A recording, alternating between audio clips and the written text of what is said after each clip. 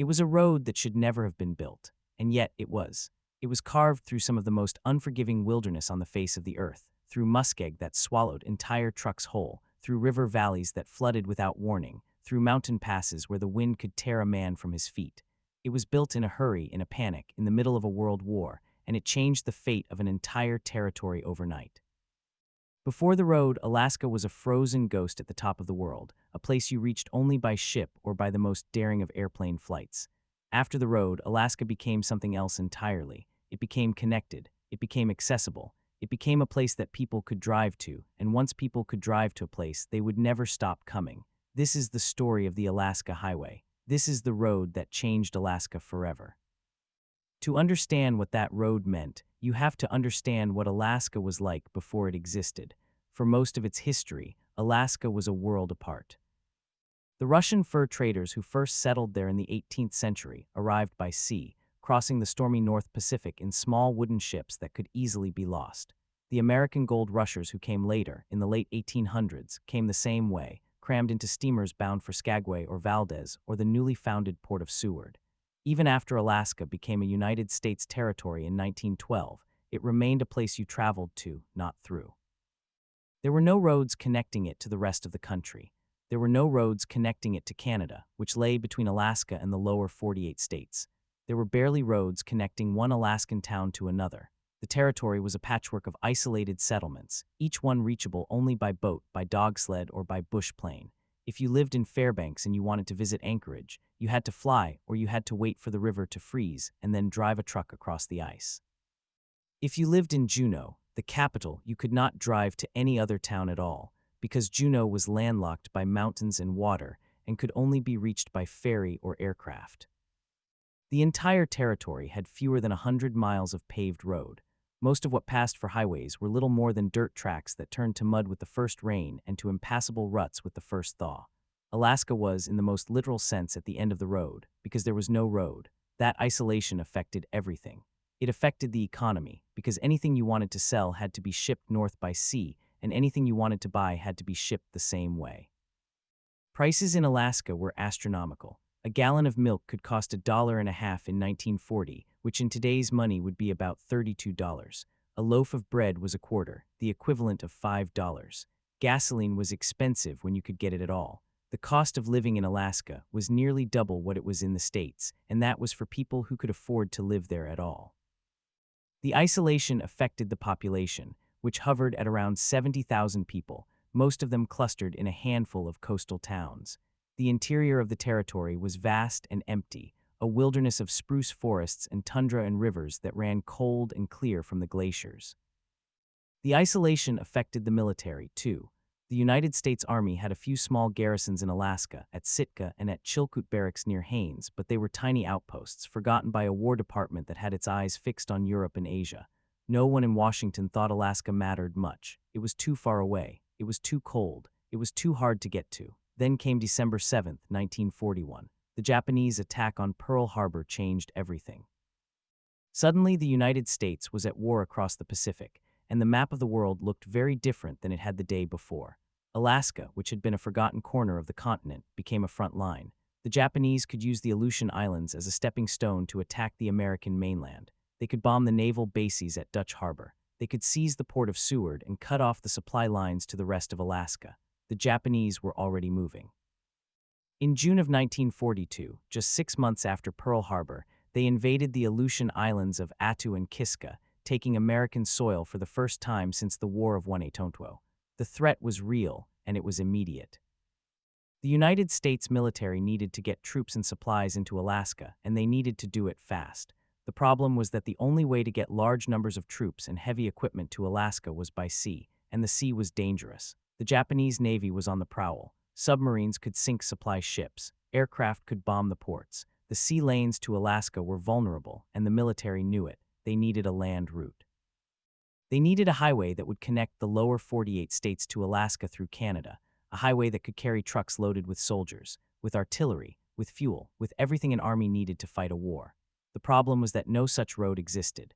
The problem was that building one would require cutting through more than 1,500 miles of some of the roughest country on Earth, a swath of mountains and rivers and forest and swamp that had never been surveyed, never been mapped, never been tamed. The problem was that nobody had ever attempted anything like it, but the United States was at war, and the United States Army Corps of Engineers did not say no to a challenge. They said yes.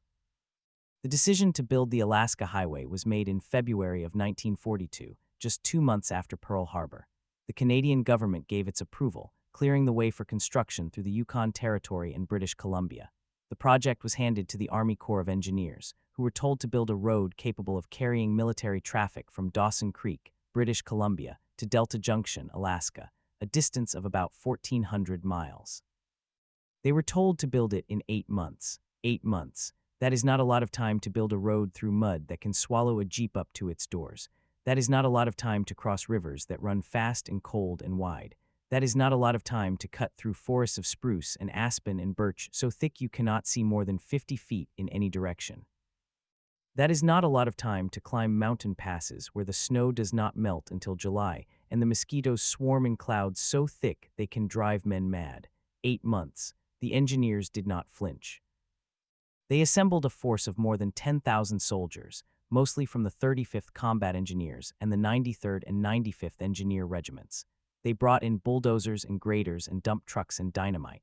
They brought in tents and stoves and rations and medical supplies. They brought in everything they would need to build a road through a wilderness that did not want a road. The construction began in March of 1942, and it started from both ends. The northern end started at Delta Junction, where a rough track already existed leading a few miles south from the Richardson Highway. The southern end started at Dawson Creek, a small farming community in British Columbia that had a railroad terminal and not much else. The plan was to build the road south from Alaska and north from British Columbia and meet somewhere in the middle, at a place called Kluane Lake, deep in the Yukon. The men who built the road did not know what they were getting into. They arrived from all over the United States, from farms and cities and small towns, and they were dropped into a landscape that had not changed since the last ice age. The first thing they noticed was the cold. It was 30 degrees below zero when they started, and sometimes colder. The ground was frozen solid, which was good for moving heavy equipment but bad for digging and blasting. The second thing they noticed was the silence. There was no sound except the wind and the creak of frozen trees and the distant howl of a wolf. The third thing they noticed was that there was no shelter. They lived in tents. They cooked over campfires. They slept in their clothes because it was too cold to take them off. They worked 12-hour shifts, sometimes longer, because there was a war on and the road had to be built. The work was brutal. The engineers cleared trees with bulldozers and axes, pulling up stumps that were 3 feet across and anchored in the frozen ground. They blasted through rock outcroppings with dynamite, chipping away at the mountainsides foot by foot. They bridged rivers by felling trees and driving them into the riverbeds, then laying planks across the top. They built those bridges fast, and they built them strong enough to carry trucks loaded with 20 tons of supplies. They pushed the road through muskeg, a kind of bog made of decaying plants and water that behaved like nothing on Earth. Muskeg does not hold weight. A bulldozer could sink into it up to its engine block. The engineers learned to lay logs side by side across the muskeg, creating a corduroy road that would float on the surface. The logs did not always work. Sometimes the whole road would sink, taking the bulldozer with it. The men would pull the bulldozer out and start over. They did not stop. They worked through the spring thaw, when the snow melted and the ground turned to mud and the rivers swelled with runoff. They worked through the summer, when the sun barely set and the mosquitoes rose in clouds that could blacken the sky. The men covered themselves in mosquito netting and smeared themselves with grease, and still the mosquitoes bit them, drawing blood through their clothes. They worked through the rain, which fell in sheets so thick they could not see the bulldozer in front of them. They worked through the dust, which rose in plumes behind every truck and coated their lungs and their eyes and their food. They worked through the loneliness because there were no towns, no bars, no women, no letters from home for weeks at a time. They worked through the exhaustion because they knew that the road was the only thing standing between Alaska and the Japanese army. The road advanced at a rate of about 8 miles per day. That does not sound like much, but consider what those 8 miles meant. Every mile of road had to be surveyed, cleared, graded, and drained. Every mile had to be cut through forest or across swamp or around a mountain. Every mile had to be built to a standard that would allow a truck to pass at 25 miles per hour without breaking an axle. And every mile had to be built by men who were tired and cold and covered in mud and bitten by insects and far from home. They built the road anyway. They built it because they were soldiers and they had a job to do. They built it because if they did not, Alaska might fall. They built it because they had been told it was impossible, and they were determined to prove everyone wrong. On September 24, 1942, the road was finished. The southern construction crews met the northern crews at a place called Soldiers Summit, near Cluing Lake in the Yukon. There was a ceremony, there were speeches. There was a photograph taken of the generals standing beside a sign that read in part, Seattle to Fairbanks, 2,323 miles.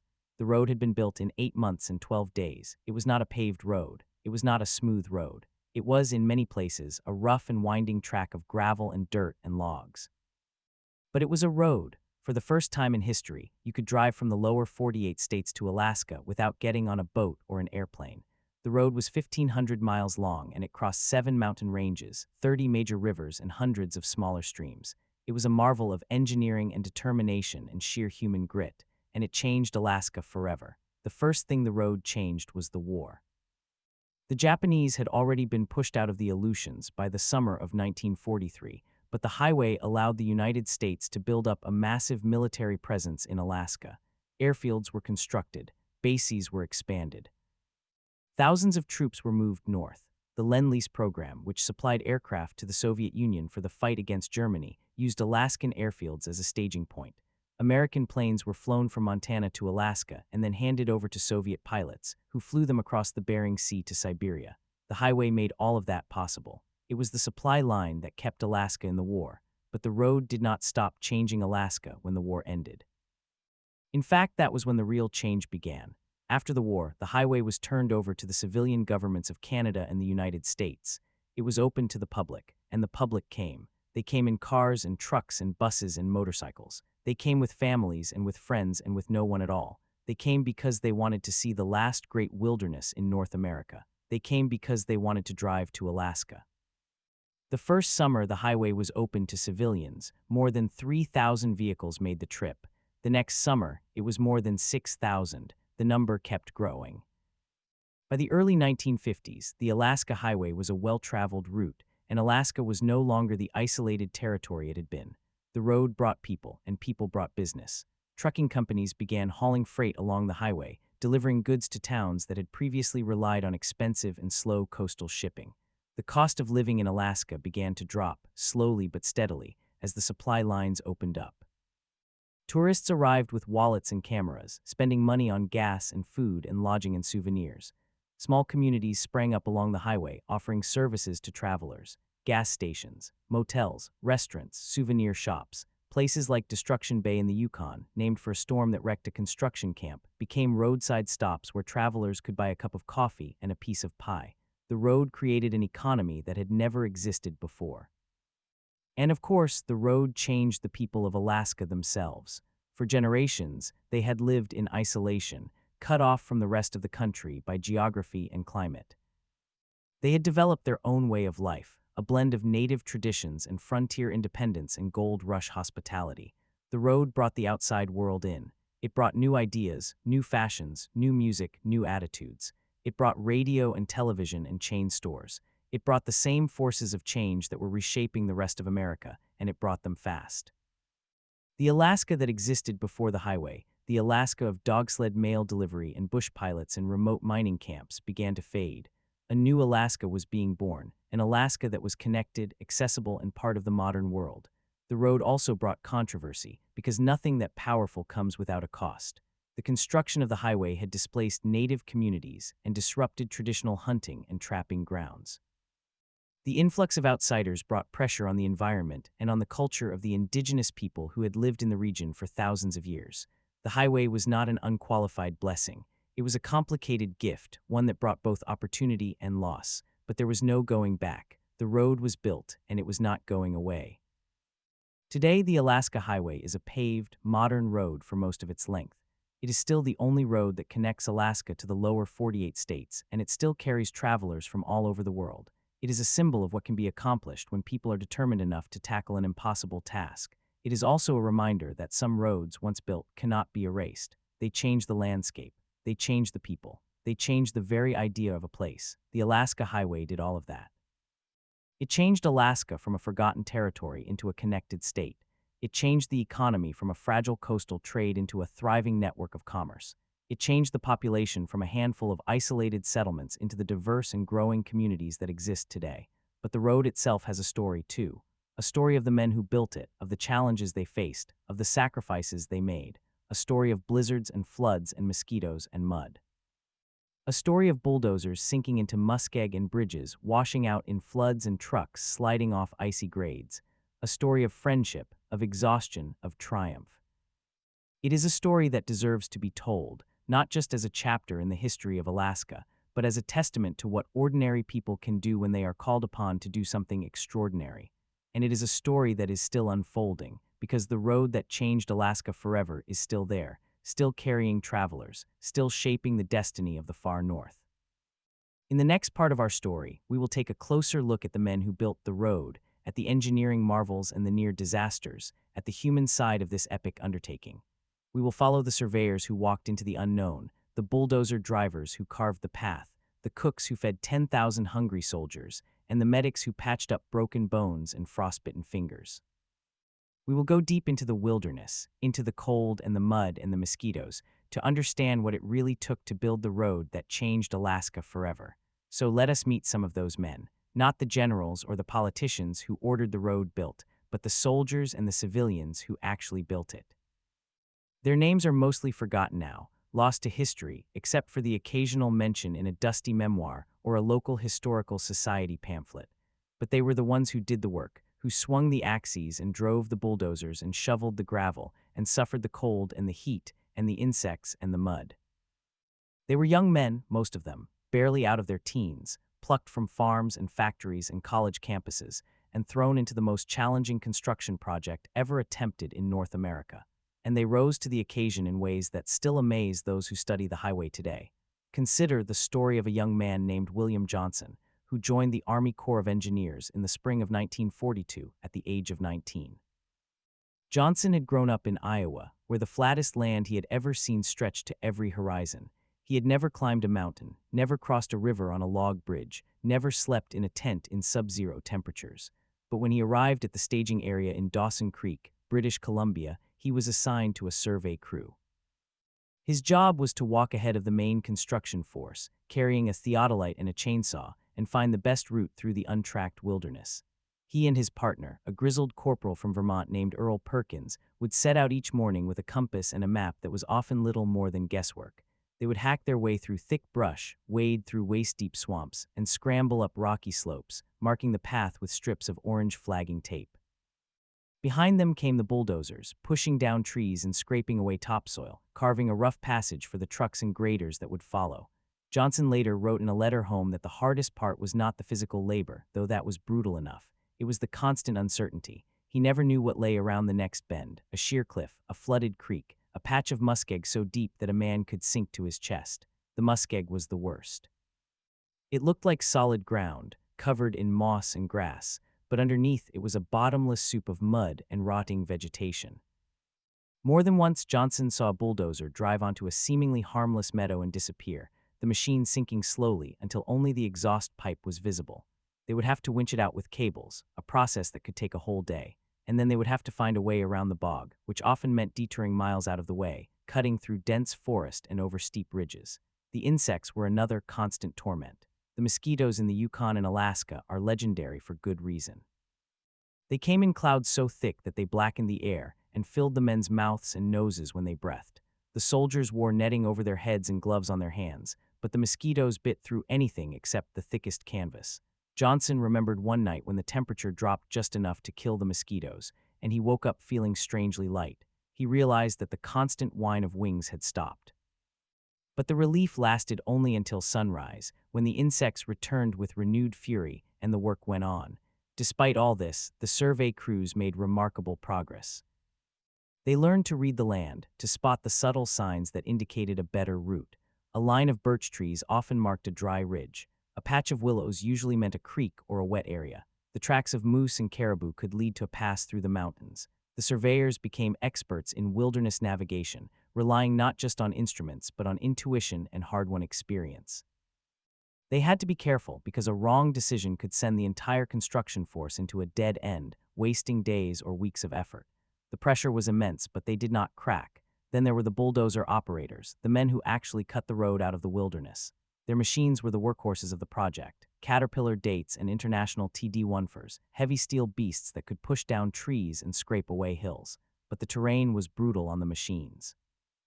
The cold caused metal to become brittle, the mud clogged the tracks, the rocks shattered the blades. Mechanics worked around the clock, often by flashlight, repairing broken parts in freezing temperatures. The operators themselves had to be part mechanic, part gambler. They learned to feel the ground beneath their tracks, to know when the soil was stable and when it was about to give way. A good operator could move a staggering amount of earth in a day, carving out a roadbed that would later be graded and drained. One of the most famous operators was a man named John "Blackjack" O'Leary, a veteran of the Alcan project who had worked on the original route. O'Leary was known for his nerve and his willingness to take risks. He once pushed his bulldozer across a frozen river that was just barely solid enough to hold the weight. The ice cracked and groaned beneath him, and water spurted up through the fissures, but he kept going, shouting curses at the ice and at the cold, and at the war that had brought him there. He made it to the other side, and the crew followed with logs and planks to build a temporary bridge. O'Leary became a legend among the men, not because he was reckless, but because he understood that the road had to be built quickly, and sometimes that meant taking chances that others would not. The road builders also included thousands of African American soldiers, part of the segregated 95th and 93rd Engineer Regiments. These men faced a double challenge. They had to endure the same harsh conditions as everyone else, but they also had to deal with the racism that was endemic in the military and society at the time. They were often given the toughest assignments, like working in the most remote and dangerous sections of the route. They were housed in separate camps and denied the same privileges as white soldiers, yet they built the road with the same skill and determination. Their contributions are often overlooked in the official histories, but they were essential. Many of them later said that the experience of building the Alaska Highway was both the hardest and the most rewarding of their lives. It gave them a sense of purpose and a pride in their work that transcended the prejudice they faced. One such soldier was Sergeant Leroy Thompson, a 22-year-old from Mississippi. Thompson had never seen a mountain before he arrived in Canada. He had never been in temperatures below freezing. He had never worked with a bulldozer, but he learned fast. He spent 10 hours a day on a date, clearing timber and moving earth. He lost 3 fingers to frostbite in the first month. He had to walk 2 miles to the medic tent every evening to have the wounds dressed, but he never missed a day of work. He said later that he was driven by a simple thought. If the road did not get built, the Japanese might take Alaska, and then they might take the rest of the West Coast. He was fighting for his country, even if his country did not always treat him as an equal. That thought kept him going. The road builders also included civilians, many of them from Canada and the United States, hired by private contractors like the Bechtel Company and the Morrison-Knudsen Corporation. These men were often older and more experienced than the soldiers, but they were not immune to the dangers. They worked alongside the military crews, sharing the same tents, the same food, the same bugs. They were paid well, but the pay came with a price. Many of them suffered permanent injuries from the work, lost limbs or sight or hearing. Some died, buried by avalanches or crushed by falling trees or drowned in freezing rivers. The official death toll for the construction of the Alaska Highway is not precisely known, but it is estimated that several hundred men lost their lives. Their graves are scattered along the route, marked by simple crosses or small plaques, a quiet reminder of the cost of building the road. The living conditions were primitive even by the standards of the time. The men slept in tents heated by wood stoves. They ate canned food and dehydrated potatoes and meat that was often tough and salty. They washed in rivers or in buckets of melted snow. They had no radios, no movies, no mail delivery for weeks at a time. Their only entertainment was each other. They told stories around campfires, sang songs, argued about sports and politics and women. They formed bonds that would last a lifetime. Some of them met their closest friends on the road. Some of them met their deaths. The work was relentless. The crews operated in 12-hour shifts, sometimes 16-hour shifts, pushing forward regardless of weather. When it rained, they worked in the rain. When it snowed, they worked in the snow. When the temperature dropped to 40 below zero, they worked anyway, wearing layers of wool and fur, sometimes wrapping cloth around their faces to prevent frostbite. The equipment had to be started with blowtorches. The engines warmed for hours before they could move. The men themselves had to be careful not to touch metal with bare skin because it would freeze instantly and tear the flesh. They learned to work in a rhythm, moving quickly to avoid the cold, but not so quickly that they would sweat and then freeze. They became experts in the art of survival, and they kept going. Day after day, mile after mile, they pushed the road through the wilderness. They crossed the Peace River on a ferry that was little more than a barge with a motor. They crossed the Muskwa River on a bridge built from logs and cable. They crossed the Rocky Mountains through a pass that had been used only by fur traders and natives for centuries. They built corduroy roads across swamps, laying logs side by side to create a stable surface.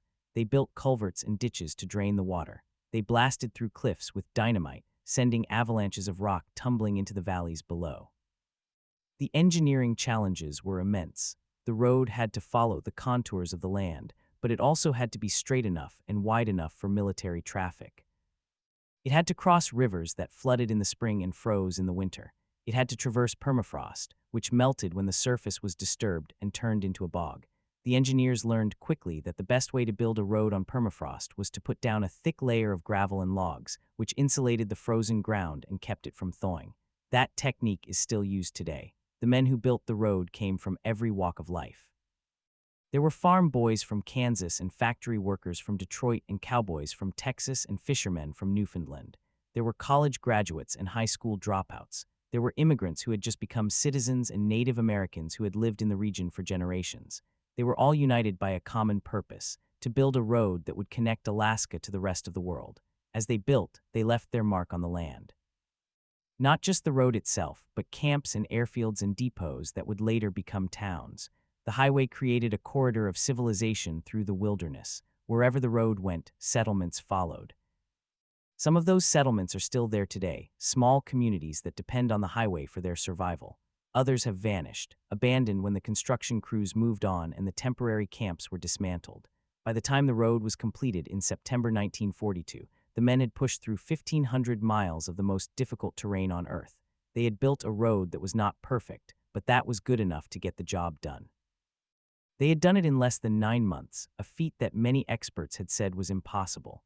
And they had done it while fighting a war on 2 fronts, while supplies were scarce and equipment was unreliable, and the men themselves were often sick and exhausted. When the generals gathered at Soldiers' Summit for the official opening ceremony, there was a sense of triumph in the air. But the men who had actually built the road were not the ones making speeches. They were standing in the mud, watching the ceremony from a distance, tired and dirty and proud. They knew what they had accomplished. They did not need a sign to tell them. One of the soldiers later wrote a poem about the road. It was not a great poem, but it captured something essential about the experience. It described the road as a ribbon of gravel and dust, stretching through the mountains and the forests, connecting the forgotten corner of the continent to the rest of the world. It ended with an image of a bulldozer driver, sitting on his machine at sunset, looking back at the path he had carved, and feeling that he had done something that would last forever. That bulldozer driver was right. The road did last. It is still there, 60 years later, carrying travelers from all over the world. And even though it has been paved and straightened and improved, the spirit of the men who built it remains. Every mile of that highway is a monument to their courage and their endurance and their refusal to give up. In the next part of our story, we will look at the immediate impact of the highway on the war effort and how the road helped turn the tide in the Pacific. We will follow the Lend-Lease aircraft that flew over the route and the convoys that carried supplies to the front lines. We will see how the road that was built in haste became an essential artery of war and how it changed the strategic balance in the far north. But first, let us take a moment to remember the men who built the road. Their story is not just a story of engineering and logistics. It is a story of the human spirit, of what ordinary people can do when they are called upon to do the extraordinary. And it is a story that deserves to be told, again and again, as long as the road itself endures.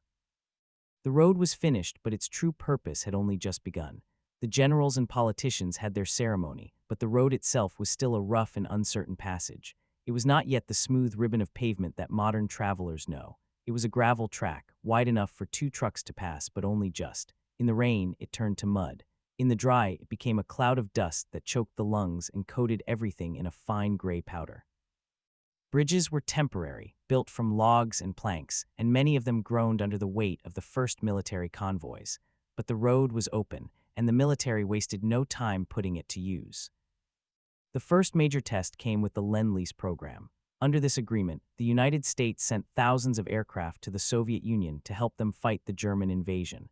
The most direct route was across the Pacific, but that was dangerous and slow. Ships carrying planes could be sunk by submarines, and the journey took weeks. The Alaska Highway offered an alternative. The planes could be flown from factories in the United States up through Canada, across the highway corridor, and into Alaska, where they would be handed over to Soviet pilots who would fly them across the Bering Strait to Siberia. From there, they would be flown to the front lines in Europe. The route became known as the Northwest Staging Route, and it was one of the most ambitious aerial operations of the war. The pilots who flew these planes were a mix of Americans, Canadians, and Soviets. They flew everything from fighter planes like the P-39 Airacobra to bombers like the B-25 Mitchell. The planes were not equipped for the harsh conditions of the North. They had no de-icing systems, no radios that could reach far, no navigation aids beyond a compass and a map. The pilots relied on visual landmarks, rivers, mountain peaks, the line of the highway itself. When the weather closed in, which it often did, they had to make split-second decisions. Some turned back, some pushed through and regretted it, some never made it at all. The number of accidents was staggering. Planes crashed into mountainsides, ran out of fuel in the wilderness, or simply disappeared into the fog. The wreckage of those planes is still out there, scattered along the route, a silent memorial to the pilots who gave their lives. Some of the wrecks have been found and recovered, but many remain hidden in the forests and tundra, slowly rusting away. The locals sometimes come across them, a twisted piece of aluminum half buried in moss, and they remember the stories of the young men who flew north. One of those stories belongs to a pilot named Bill. He was a farm boy from Iowa, barely 20 years old, who had learned to fly on a crop duster. He was assigned to ferry a P-39 from Great Falls, Montana, to Fairbanks, Alaska. The flight was supposed to take 2 days, with stops at airfields along the highway. Bill took off on a clear morning, feeling confident. The plane was fast and maneuverable, and he loved the way it handled. The first leg went smoothly. He landed at an airfield in northern British Columbia, refueled, and spent the night in a tent. The next morning, the weather had changed. The sky was low and gray, and the wind was picking up. The flight controller told him to wait, but Bill was impatient. He wanted to get to Fairbanks, see the aurora borealis, and maybe get a chance to fly combat missions. He took off anyway. Within an hour, the clouds had dropped to 500 feet. Bill tried to climb above them, but the ceiling was too low. He tried to fly beneath them, but the mountains rose up around him, their peaks hidden in the mist. He was lost. The compass spun wildly, and the radio crackled with static. He flew in circles, burning fuel, trying to find a break in the clouds. Just when he was about to give up, he saw a flash of light below. It was the reflection of a river. He followed it, hoping it would lead to the highway. The river twisted through a valley, and then he saw it, a thin, straight line cut through the trees, the road. He followed the road for another hour, his fuel gauge dipping into the red until he spotted an airstrip. He landed with only minutes of fuel left. The airstrip was a gravel strip hacked out of the forest with a windsock and a single shack. A man came out and waved. Bill climbed out of the cockpit, his legs shaking. He had never been so scared in his life, but he was alive. He had made it. Bill's story was repeated thousands of times with variations. Some pilots were not so lucky. They crashed into those hidden mountains, or they ran out of fuel and had to make emergency landings in the wilderness. Some survived in the bush for days or weeks before being rescued. Some were never found. The Lend-Lease route claimed hundreds of lives, but it also delivered more than 8,000 aircraft to the Soviet Union. Those planes helped turn the tide on the Eastern Front, where the Red Army was fighting for its life. Without the Alaska Highway and the airfields that lined it, those planes would never have reached the battlefields of Europe. The road was not just a road, it was a lifeline. Meanwhile, the convoys began to roll. Trucks filled with ammunition, fuel, food, and spare parts rumbled up the highway from the railheads in Dawson Creek and Fort St. John. They carried everything a modern army needed: tires, engines, tents, boots, canned meat, coffee, cigarettes, and beer. The convoys were organized in sections, each led by a dispatcher who knew the road. They drove in convoys of 20 to 30 trucks, spaced a quarter mile apart to avoid the dust. The drivers were soldiers and civilians, men from all over the country. They sat behind the wheel for 10, 12, 14 hours a day, their hands gripping the steering wheel as the truck bounced over ruts and rocks. The seats were hard, the cabs were cold, and the monotony was broken only by the occasional breakdown or accident. The breakdowns were frequent. The trucks were not built for this kind of punishment. Axles snapped, tires blew, engines overheated. The drivers had to be mechanics as well. They carried spare parts and tools, and they learned to fix almost anything on the side of the road. When a truck broke down, the rest of the convoy would stop, and everyone would pitch in. They would drain the oil, change a tire, patch a radiator, and then move on. If the damage was too severe, the truck would be left behind, its cargo transferred to another vehicle. The highway was littered with abandoned trucks, their frames stripped for parts, their rusting carcasses a testament to the brutality of the run. The most dangerous part of the trip was the crossing of the rivers. Many of the bridges were temporary, built from timber and cable. They swayed under the weight of the trucks, and drivers had to cross them slowly, one at a time. The ice bridges in winter were even more perilous. The drivers had to gauge the thickness of the ice, listening for cracks, watching for signs of weakness. If a truck broke through, it could be lost in seconds, along with the driver. Some drivers refused to cross certain rivers, and they would sit on the bank for hours, waiting for another truck to go first. When the first truck made it across, the others would follow, holding their breath. Despite the dangers, the convoys kept moving. They had to. The war in the Pacific was heating up. The Japanese had invaded the Aleutian Islands, capturing Attu and Kiska. The threat to Alaska was real, and the military needed to reinforce the garrisons there. The highway was the only way to move large amounts of supplies overland. Ships could be sunk, and the few railroads in the region were unreliable. The road was the backbone of the defense of Alaska. Every truck that made it to Fairbanks was a victory. The strategic impact of the highway was immediate. Before the road, Alaska was a remote outpost, dependent on sea and air for its supplies. After the road, it became a staging ground for offensive operations. The United States Army Air Forces built airfields along the route, turning Alaska into a base for bombing raids against the Japanese in the Kuril Islands and the Aleutians. The highway also allowed the construction of the Canal Pipeline, which carried oil from Norman Wells to the refineries in Whitehorse. That pipeline, built in parallel with the highway, was another engineering marvel, but it was plagued by problems and was soon abandoned. Still, it showed what the United States and Canada could achieve when they worked together. By the end of the war, the Alaska Highway had proven its worth. It had delivered tens of thousands of troops and millions of tons of supplies. It had connected Alaska to the rest of the continent, and it had made the United States stronger in the north. But the road was still rough, still unfinished.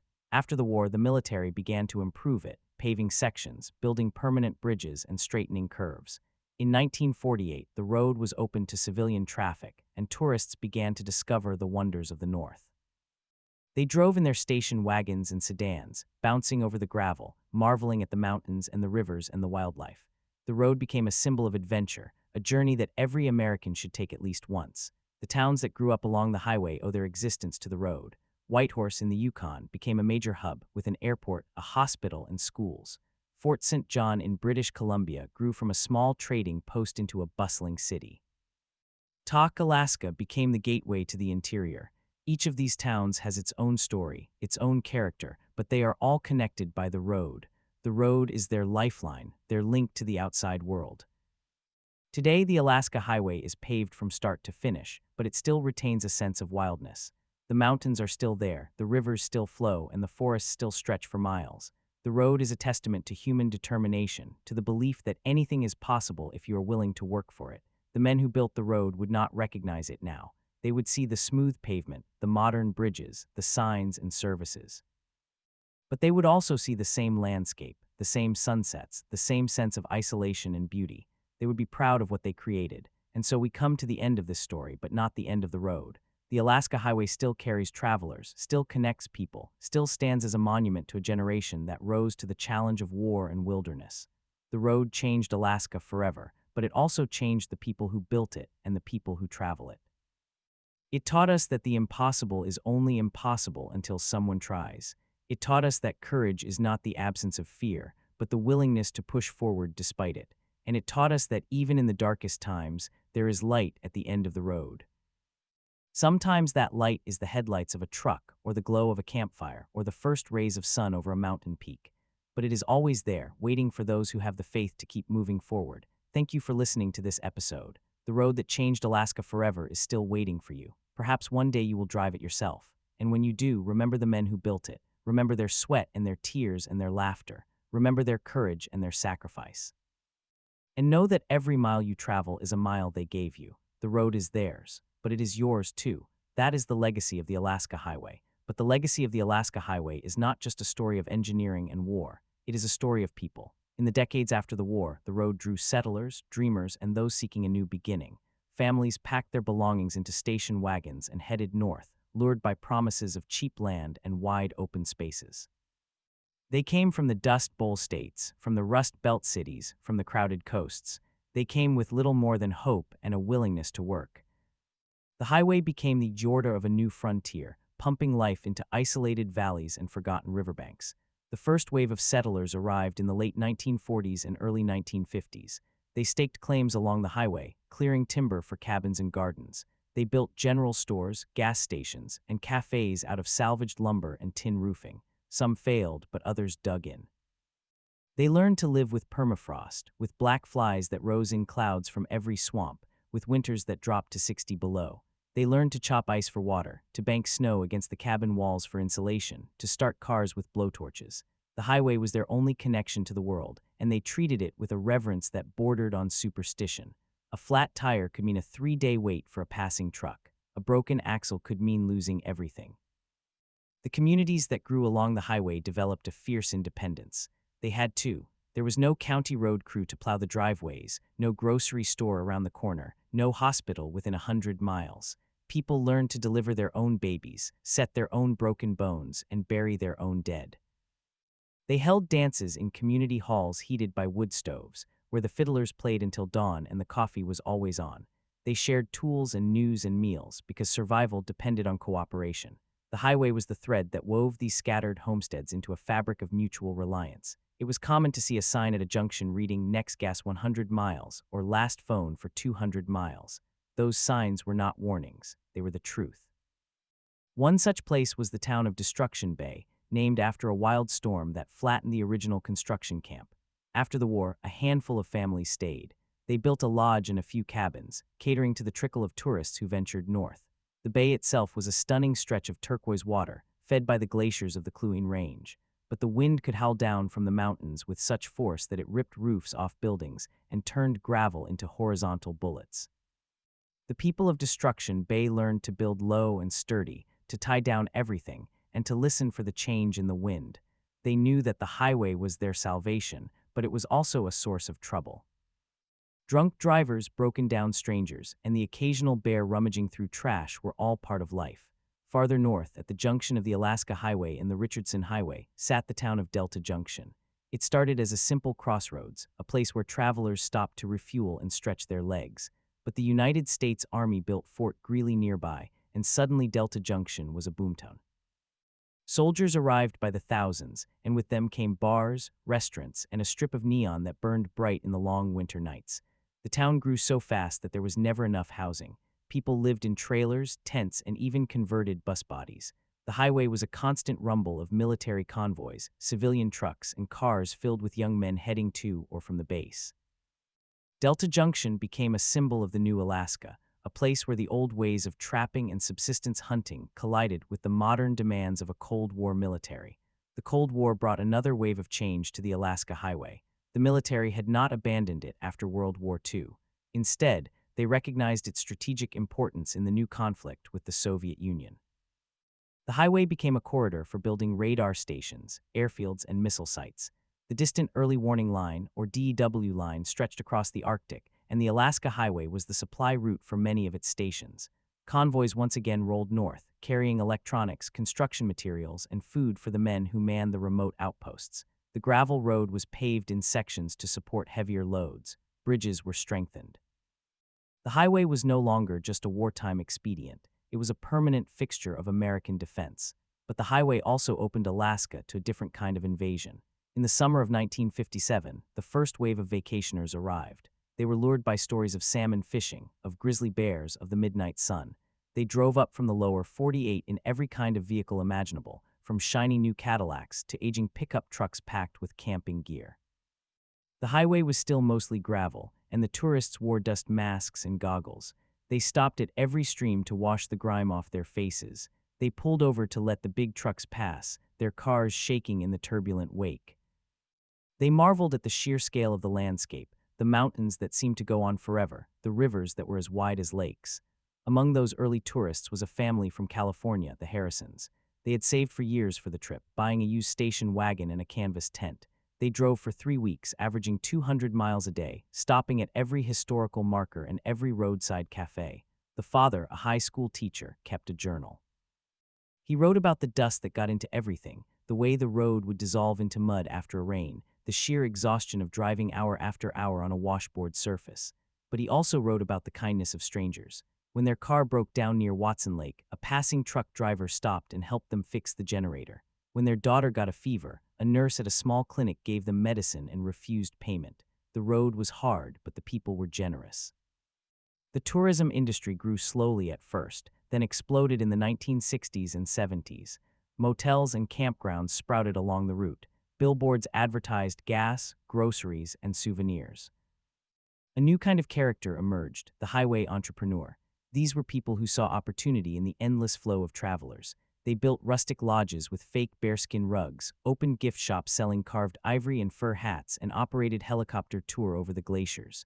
Some were honest, others less so. But they all owed their livelihood to the highway. The road was their client, their patron, and their reason for being. Yet the highway also brought problems. The influx of visitors disrupted the cultures of indigenous peoples who had lived in the region for thousands of years. The Atna, the Tanana, the Gwich'in, and other groups had relied on the land for hunting, fishing, and gathering. The highway brought noise, pollution, and a flood of outsiders who did not understand the old ways. Some indigenous communities adapted, opening gas stations and restaurants, guiding hunters and fishermen. Others retreated deeper into the bush, trying to preserve their traditions in the face of relentless change. The highway was a double-edged sword. It brought prosperity and isolation at the same time. Environmentalists began to take notice as well. The Alaska Highway cut through some of the most pristine wilderness on the continent. By the 1970s, there were growing concerns about the impact of development.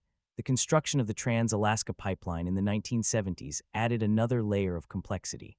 The pipeline followed the highway for much of its route, and the highway became a corridor for heavy equipment, workers, and supplies. The environmental impact was immense. Wetlands were drained, wildlife habitats were fragmented, and the fragile permafrost was disturbed. But the highway also made it possible to monitor the pipeline, to respond to leaks, and to transport materials. It was a paradox that defined modern Alaska. The road that connected also disrupted. Stories began to circulate about the highway's darker side. There were tales of ghostly hitchhikers, of disappearances that were never solved, of accidents that left families stranded in the wilderness for days. One story that became legend involved a driver who picked up a young woman near Tok. She said she was heading to Fairbanks, but after an hour of silence, the driver looked over and saw that she had vanished from the seat. He pulled over, checked the back seat, found nothing. He continued on, and when he reached Fairbanks, he saw her again, standing on the side of the road. He stopped, but she was gone. The story was told and retold, embellished with each telling, until it became a part of the highway's mythology. Whether true or not, such stories added to the sense of mystery that clung to the road. The highway also became a symbol of freedom for a generation of young people who hit the road in the 1960s and 70s. They drove beat-up vans and Volkswagen buses, with peace signs painted on the sides. They hitchhiked, camped, and worked odd jobs along the way. They were seeking something, though they often could not say what. The road was a journey into the self, a way to escape the suburban conformity of the lower 48.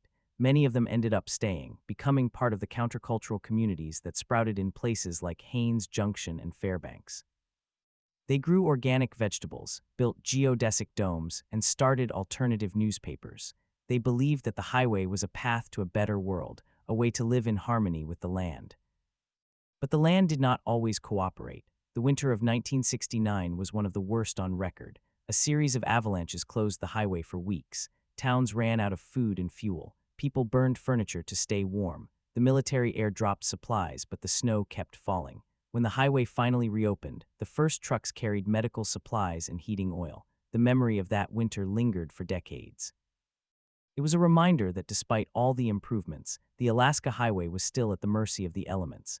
Nature had built the road, and nature could take it back. By the 1980s, the highway was fully paved. The gravel was gone, replaced by smooth asphalt that made driving a pleasure. But with the paving came speed, and with speed came accidents. The highway became more dangerous, not less. Drivers who had once crept along at 30 miles per hour now raced at 60 or 70. The curves and hills that had been manageable at slow speeds turned treacherous. Fatalities rose. The Alaska Highway became known for its gruesome crashes, for the twisted metal and the frantic helicopter evacuations. The romance of the road was tempered by the reality of its risks. In the 1990s, the highway gained a new kind of fame. It became a bucket list destination for motorcyclists who called it the Alcan. They rode up from the lower 48 in groups, their bikes loaded with camping gear and spare tires. They braved the rain, the cold, and the gravel patches that still appeared after storms. They gathered at lodges and restaurants, swapping stories about the best roads, the worst roads, and the must-see attractions. The highway was no longer just a supply route or a tourist attraction. It was a pilgrimage. Today, the Alaska Highway is a symbol of resilience. It is a road that has withstood war, weather, and time. It is a road that has seen the best and worst of humanity. It has witnessed the birth of towns and the death of dreams. It has carried soldiers and settlers, tourists and truckers, refugees and rebels. It has given Alaska its modern shape, for better or worse. The road that changed Alaska forever is still changing, still evolving. New bridges are built, old sections are realigned, and the stories keep coming. Every traveler adds a new layer to the highway's history, and so the road continues. It winds through the vast emptiness of the north, past lakes that mirror the sky, through forests that stretch to the horizon.